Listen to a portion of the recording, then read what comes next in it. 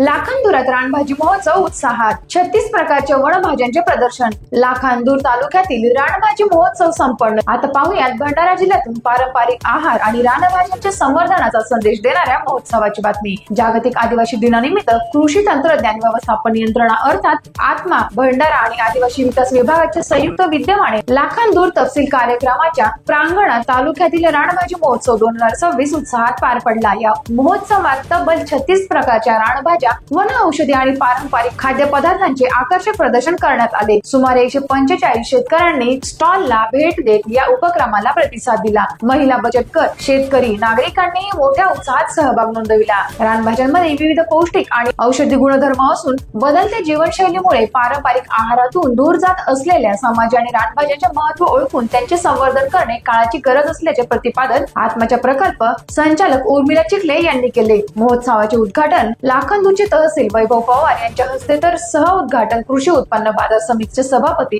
Doctor Suresh Brahmankar यांच्या हस्ते करण्यात आले। गावागावात रानभाज्यांच्या रोपवाटिका तयार करून हा उपक्रम अधिक व्यापक करण्याची गरज असल्याचे ब्राह्मणकर यांनी सांगितले। पारंपरिक रानभाज्यांचे संवर्धन, पारंपरिक ज्ञानाचे जतन आणि आरोग्यदायी आहाराचा प्रसार करण्याच्या दृष्टीने हा महोत्सव महत्त्वपूर्ण ठरला। टाइम्स ऑफ महाराष्ट्रासाठी भंडारा जिल्हा प्रतिनिधी प्रकाश नागतोडे यांचा रिपोर्ट। आपण रानभाजी महोत्सव दरवर्षी घेत असतो। दरवर्षी आपण ऑगस्टच्या पंधरवड्यामध्ये हा रानभाजी महोत्सव घेत असतो। याचं कारण असं की पावसाळ्यामध्ये नैसर्गिकरित्या आपल्या शेतामध्ये, शेताच्या बांधीवर, रानामध्ये नैसर्गिकरित्या रानभाज्या उगवत असतात आणि त्याच्यावरती कोणताही आपण औषध फवारलं जात नाही आणि त्याचे औषधी गुणधर्म भरपूर मोठ्या प्रमाणात आहेत आणि त्याचा आहारामध्ये आपण समावेश केल्यावरती खूप चांगल्या प्रकारे आपल्या शरीराला त्याचे फायदे होतात।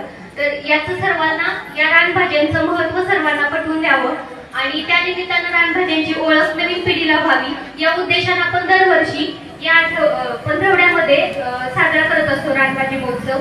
तर आपल्याला सर्वांना माहिती आहे, आता आपण या पिढीमध्ये, जनरेशन मध्ये राहतोय, तर किती औषधाची फवारणी केलेलं अन्न आपण खात आहोत। आपल्याला माहिती आहे की त्याचा किती दुष्परिणाम आपल्या शरीरावर होत आहे। तर या निमित्तानं आपण रानभाजी महोत्सवामध्ये ज्या काही वेगवेगळ्या प्रकारच्या रानभाज्या आहेत, ज्या की विषमुक्त आहेत, त्या रानभाज्यांचा आपण जर आहारामध्ये समावेश केला तर नक्कीच आपलं आरोग्य निरोगी आणि सुदृढ राहणार आहे।